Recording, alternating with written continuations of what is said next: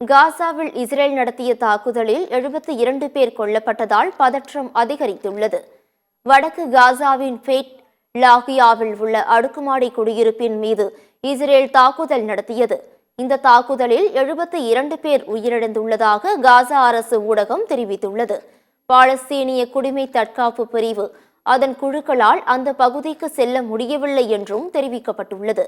மேலும் பலர் காயமடைந்து இடிபாடுகளுக்கு அடியில் சிக்கி இருப்பதாக கூறப்படுகிறது.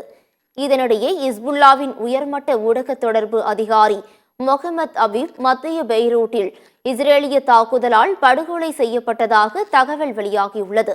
முன்னதாக வடக்கு இஸ்ரேலில் சுசாரியா பகுதியில் பிரதமர் பெஞ்சமின் நெதன்யாகுவின் இல்லத்தின் மீது நேற்று வெடிகுண்டு தாக்குதல் நடந்தது. இதற்கு பதிலடி கொடுக்கும் வகையில் காசா குடியிருப்பு கட்டிடம் மீது தற்போது தாக்குதல் நடத்தப்பட்டுள்ளதாக கூறப்படுகிறது.